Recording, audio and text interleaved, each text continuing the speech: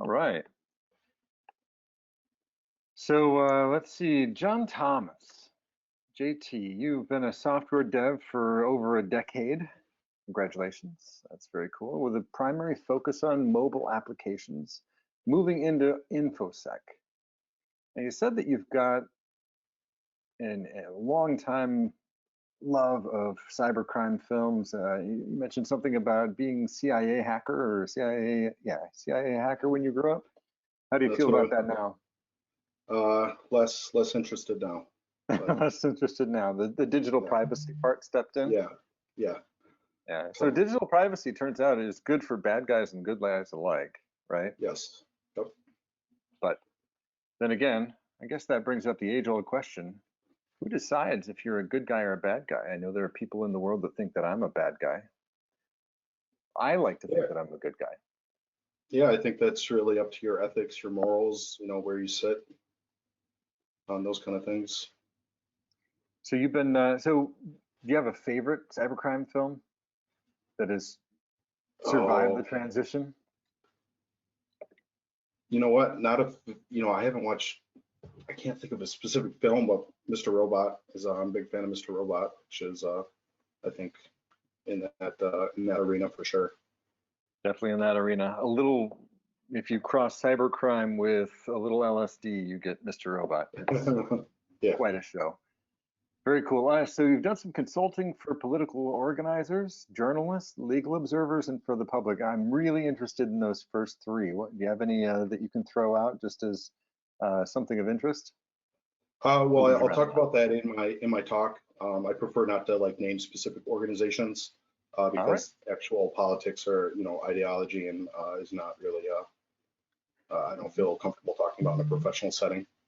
That makes total sense. So you're going to give us a rundown on threat modeling, something that's really important in so many different aspects of our lives. If you need anything from me, let me know. Otherwise, I will go into the background and just field some questions. Take it away. Great. Hello, everyone. Do you ever think about safety during a pandemic? If you do, then chances are you've done threat modeling.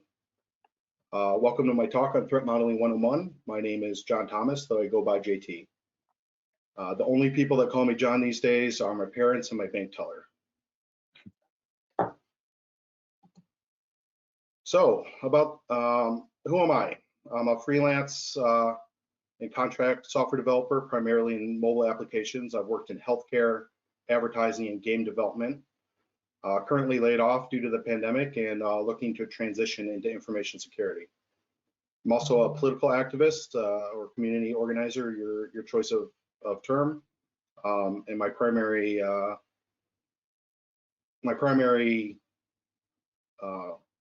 skill set that I offer that community is privacy and security training.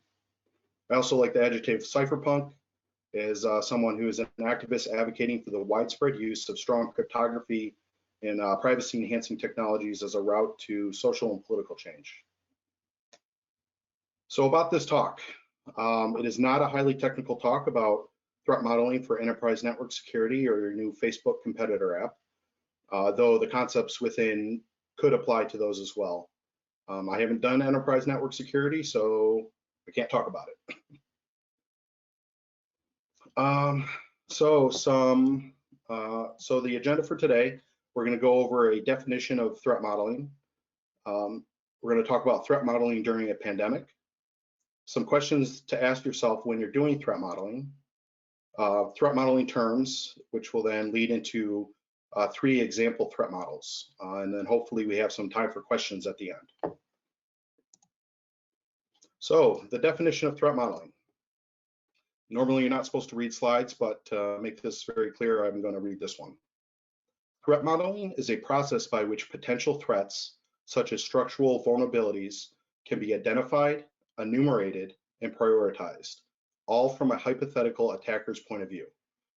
The purpose of threat modeling is to provide defenders with a systematic analysis of the probable attacker's profile, the most likely attack vectors, and the assets most desired by an attacker.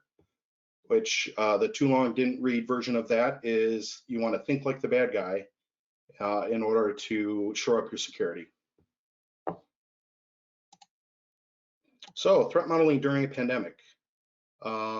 What do you think about when you leave the house?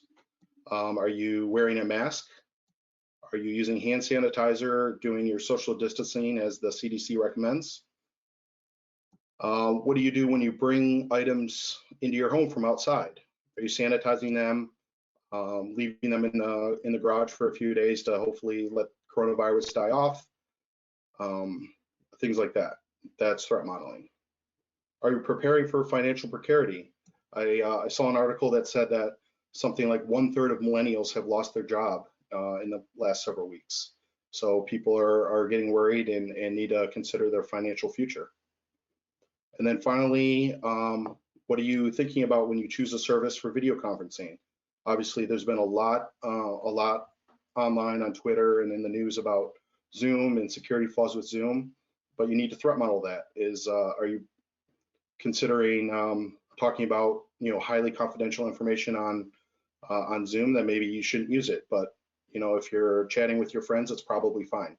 That's going to depend on your threat model. So 5 questions to ask yourself. What do I want to protect? Who do I want to protect it from? How bad are the consequences if I fail? And how likely is it that I will need to protect it? And finally, how much trouble am I willing to go through to prevent potential consequences? So ultimately, when you're doing threat modeling, you're trying to find the pain point and you need to make a decision to solve a problem. When you're doing threat modeling, it has to be actionable. If you're just figuring out what your threat model is and then don't have an action plan afterwards, then the process was relatively useless. So you need to make a decision. So some terms. We have assets. This is what you want to protect. Your adversaries are who I want to protect my assets from. Your threats are what are the potential consequences if you fail to protect your assets. Capabilities, that's your adversaries' capabilities, and that's what they have, what tools they have to achieve their aim. Different adversaries are going to have different capabilities, even when going after the same asset. And then risk, this is the likelihood compared to the severity of consequence that a particular threat is going after a particular asset. So we're going to look at some examples, and we'll start with a company. This is mostly considering cyber attack threat modeling, though obviously companies want to threat model for other scenarios as well. So we have the most important asset that any company have is employee safety, health, and well-being. That's absolutely critical. Secrets and API keys, you probably don't want to commit them to Git. We've seen that happen before. So there's obviously different ways to mitigate that by using environment variables and such things. Personally identifiable information. This could be HR records, but it also could be your client information or your customer information. Critical to hold on to that and realize what attackers might be looking to get out of that information. We also have IT infrastructure. That could be physical servers, obviously cloud assets, and data. Intellectual property, this could be your code, documents, knowledge base, and company financials. Adversaries that companies face. Cyber criminals, their motivation is typically financial. They're in it for the money. Hacktivists, anonymous and related groups, their motivation is usually political or social, and they're doing it for change, for recognition, or as we know, for the lulz. Nation states are another adversary companies face. IP theft from competing countries, intelligence gathering in the defense sector, and so the big thing is to, and these people are doing it, as I'll say, for the flag. And then obviously we have insiders, which is typically your biggest adversary. This could be a malicious actor. maybe a disgruntled employee or something, but also it could be an unwitting employee that has fallen for a phishing attack. You know, outside of cyber attacks, you know, Mother Nature could also be an adversary if you're dealing with inclement weather, power outages, and things like that. Threats that company face. Downtime, that's probably one of the biggest because it affects the rest of these as well. Loss of business processes for any amount of time severely affects PR and revenue. Bad PR can cause loss of customers and revenue. Legal cases for violating certain local and state laws. Governance is important.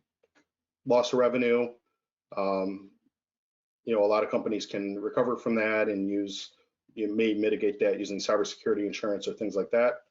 However, that's kind of the biggest threat for any company. Adversary capabilities, or TTPs, tactics, techniques, and procedures. Denial of service, you know, the old classic of DDoS. Ransomware. This happened to my dad's former employer. They're not in security at all. They're in industrial space, and they were down for a week. No emails, nothing. No access to their shared drives. And it was a huge hit, though fortunately they were able to recover from it. Social engineering can often be the first step for any of these to gain physical access or for a successful phishing attempt. Social media manipulation, using bots or using large amount of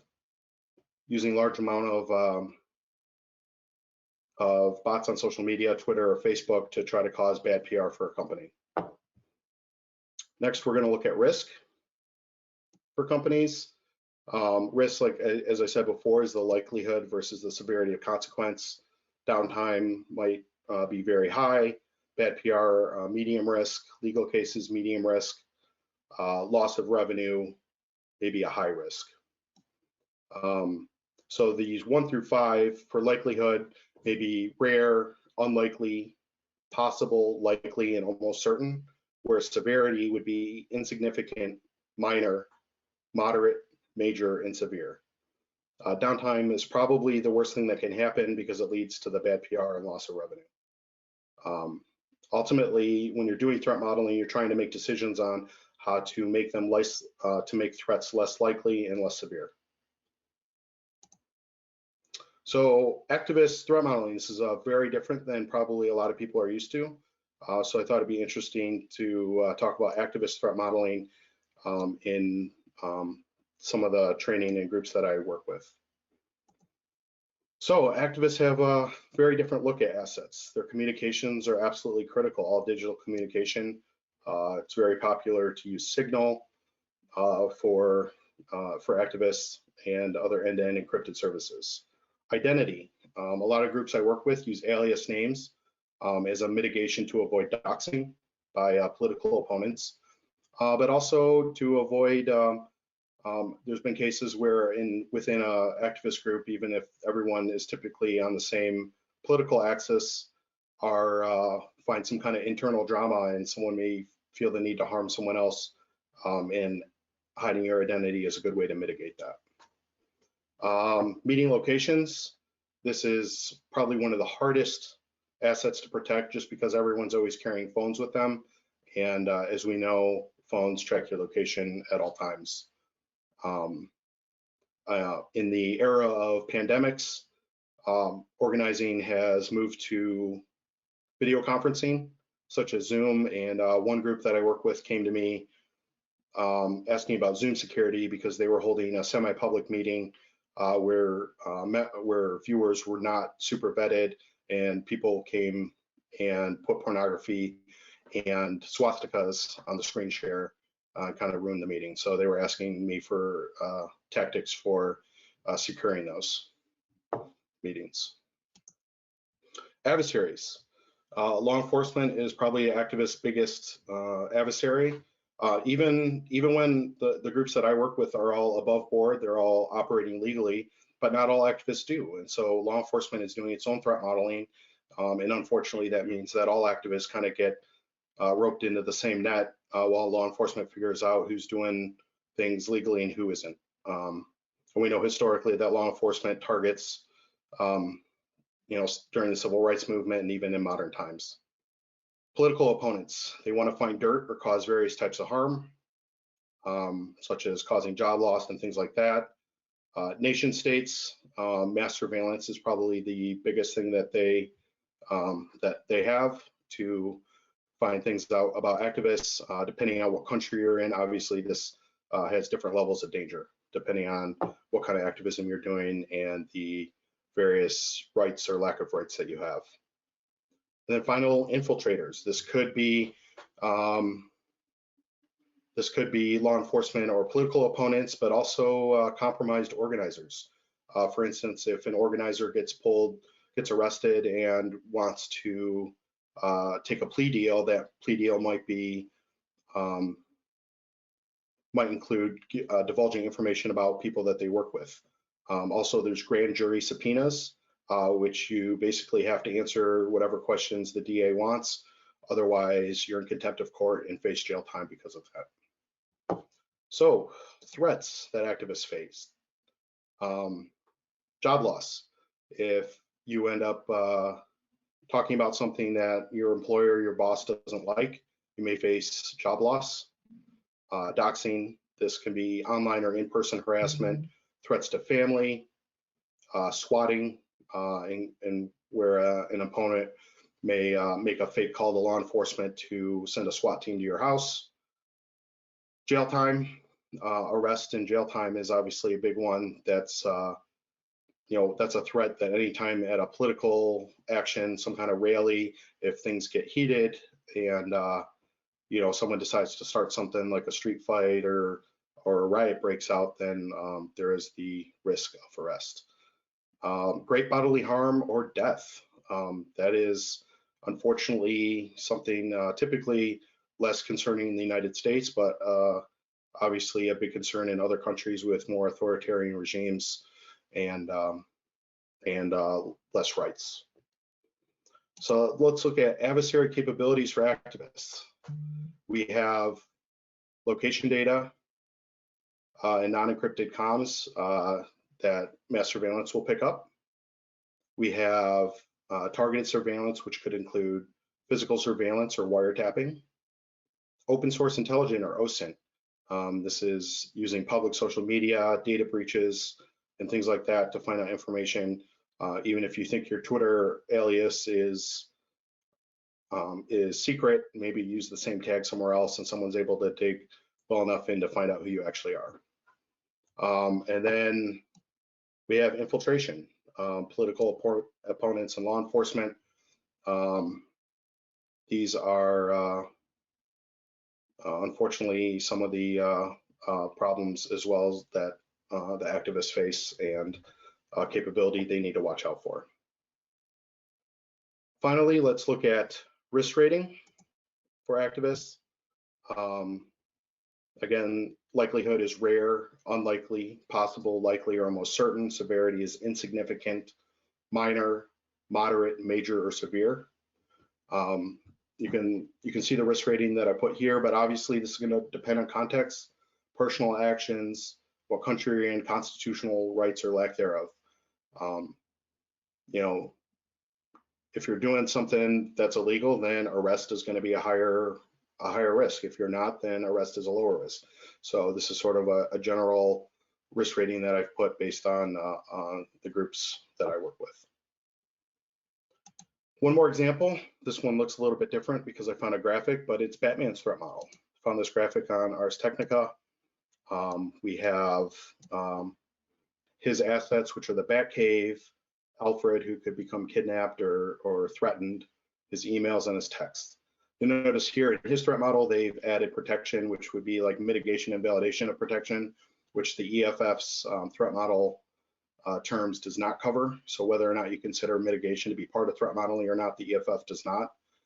That would come next after the threat model, but this model does show protection such as his security systems, hiding his location, encryption. His threats which we're calling adversaries in this talk, be police, who obviously Batman has a mixed relationship with, the Joker, who's Batman's enemy of choice, and journalists who are always trying to find out who Batman really is. And that's my talk. If you'd like to connect with me, my email is jt@radicalwhisper.com. I'm also on Twitter @radicalwhisper. If you'd like to ask more questions or talk a copy of the slide deck, I'm happy to share it. I'd also want to thank Clay Moody. He was my coach for this talk. He's been a tremendous help and allowed me to practice with him several times and gave me a lot of pointers. Thank you to the EFF for their security education companion, which is probably my biggest resource when doing security and privacy trainings, and for a big resource for this talk as well. Finally, I'd like to thank GRIMM for putting this conference on and for giving me the opportunity to talk at my first conference. Thank you, JT. And now there might be time for some questions. Yeah, thank you, JT. That was a nice presentation. Not just an intro to threat modeling, but the application of the process. I love your, can you back up to your slide with the 5 questions? Sure. Let's go all the way back here. Most of the time that I've done threat modeling, the majority of the threat modeling that I've done, it was before it was called threat modeling. I had to try to make it up with a whole bunch of other people in the industry. The 5 question slide, what do I want to protect? Who do I want to protect it from? How bad are the consequences if I fail? How likely is it that I would need to protect it? And how much trouble am I willing to go through to avoid the consequences? So just about every time that I've sat through a meeting with the people who have to make the decisions. Now, remember, we don't get to make the decisions. We have to guide people through them. These questions have been the one. I've been through meetings where it's been successful, and I've been through meetings where it's been failing. The ones that were successful, these 5 questions were the key. So thank you for sharing them in such a easily digestible form. Especially Batman's threat model. One of my favorite thing about a presentation is wrapping in humor to make it more meaningful, and that about knocked me out of my chair. Thank you. Yeah, you know what? When I do this a version of this presentation to groups, we typically actually break off into side groups and do threat modeling as a process for Batman. Someone takes the Joker, someone takes law enforcement, someone takes Batman. And we break off into groups. So unfortunately, we can't do a hands-on activity in this format. Nice. So just a few comments, and let's see, a couple questions. First one from Mr. Widget. Fantastic prezo, JT. Very nicely done. I agree. Let's see. There's a question to be handled offline. So here's a question from Saija. Please forgive me if I mispronounce your name. How do you make the teams and customer to update the model? I find it hard for them to actually ever update it. It's a great question. Do you have anything to say? I'm sorry, can you repeat that? Sure. Sorry if there's some noise. The question is, how do you make the teams and customer to update the model? So periodically ask the questions again. I find it hard for them to actually ever update it. Oh, well, so I haven't had a lot of experience threat modeling in a professional sense, but when I'm working with groups, what I try to do is, as new groups, new members are coming in, I try to do a threat modeling or reach out, or they reach out to me to do a training, every 6 months or every year or so. And in doing so, we can talk about, we have more one-on-one discussions on what has changed, what they're doing, and how their assets have changed, and how these different terms have changed over time, so that we can redo the threat modeling. So I typically try to reach out myself and say, hey, let's do this again, because I want to make sure that everyone's private and secure. Very good guidance. It sounds like it's gonna be situation specific? Because it sounds like, I mean, you're coming in as a consultant oftentimes, right? So when you come in, somebody's kind of got the idea internally that it's time to renew or start fresh. So probably each organization has to come up with how to get around. Well, actually, how to get things done in any organization is a skill that is unique to that organization oftentimes. So it's a great question. Leandro says, can I have a copy of the presentation? Yeah, I can either post it, maybe I can post it on GitHub, or just shoot me an email and I'll respond with a copy of it. Great. Or reach out on Discord. Did you say that that you're on Discord answering questions as well? Yep, I'm happy to hop into Discord, or I'm already in Discord, and answer any further questions or share the file if that's allowed. All right, let's see. Oh, here's a great one from Rauda. Ruda, I'm sorry, I can't pronounce it very well. What teams should be involved in doing threat modeling? Is it only the IS team? Who else? I think threat modeling should include many teams. So, for instance, legal. The big thing that I found, I'm in grad school right now for information security, and the big thing that comes up time and time again is leadership buy-in. So if you don't have leadership buy-in, even from the non-technical, from the business side, then information security is going to fall flat. So you have to have leadership buy-in, and so that's probably the most important team is your executive team, but including information security, if you have facilities or physical security, and then training for all employees on threat modeling in a non-technical, digestible way is critical. Let's see, Miguel asks, would you compare these 5 questions with the risk calculation and management? I'm not sure I understand what he's asking. I'm not sure that I totally understand it either. Sorry, Miguel, can you shoot again with a little more clarification? Sean asks, can you speak at all to the idea of separating capabilities from intentions? Ooh. Yeah, so just because someone has a capability to do something doesn't necessarily mean that they're going to use that capability.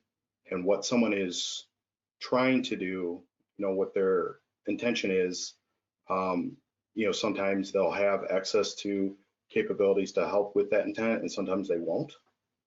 I don't feel like that's a great answer, but that's my answer. All right, any other questions? And I'm happy to think about this further and respond more in depth on Discord. Yeah, it's a nice thing about having you around for the rest of the day. Thank you so much, JT.